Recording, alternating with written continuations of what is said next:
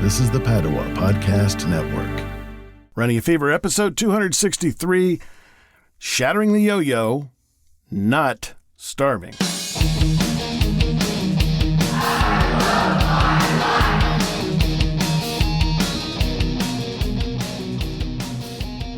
For me, it has been 6 weeks.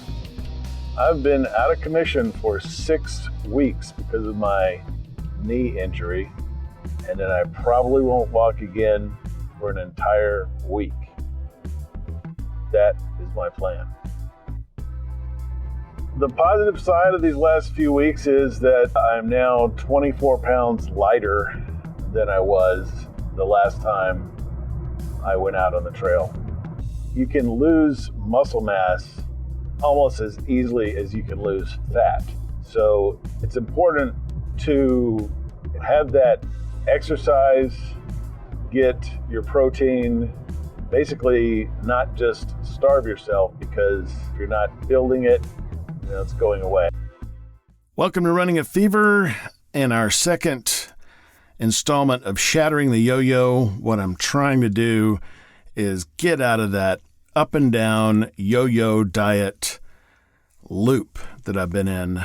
This time I'm going back to the second episode that I recorded in 2018. At that time, as you heard, I was coming back from an injury, and I had learned that I need to kind of take it easy sometimes, and it's waiting an entire week. I also had lost 24 pounds by basically starving myself. And even while saying, don't starve myself and exercise. So probably I knew I was doing it wrong at that time. I don't know.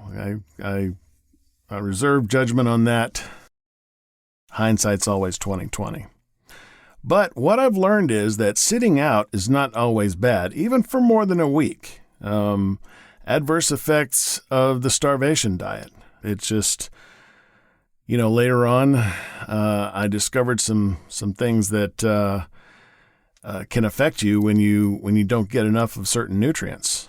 And I thought I was at this time. It's interesting how, when I listened to the recording at this time, I really thought I wasn't going too extreme.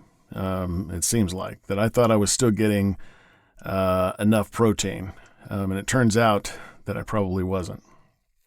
So the takeaway to this is to dedicate myself to a healthy weight, not to just go to extremes.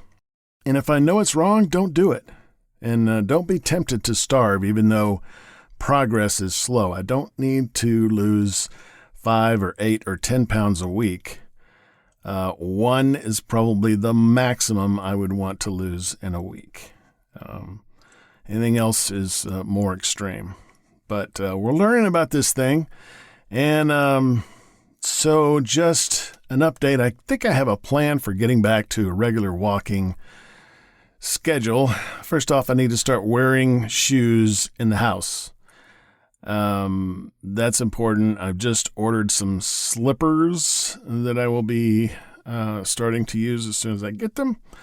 And I spent almost zero time. I think I had bought this thing in less than a minute. This is not like me at all. I usually do lots of research. But anyway, I got some slippers coming in the mail. And I think, once I do that and, I've got my new walking shoes that I'm going to be using as well, it's going to take some time. But also, I think as I start to lose some weight and get back more healthy, that will help over the long term. Because I think part of the problem is that there's just too much weight on my feet. So those 2 things are my simple plan. And until then, what I'm doing is I'm going on this kind of modified intermittent fasting diet that has me fasting for most of the 24 hours in a day. I eat a very small meal around noontime and then have a kind of regular meal in the evening, trying to avoid carbohydrates and get plenty of fat And I'm just trying this keto thing, and I'm going to see when I go to get my annual schedule or my annual checkup, physical, how it worked out, and if I had any adverse effects from that.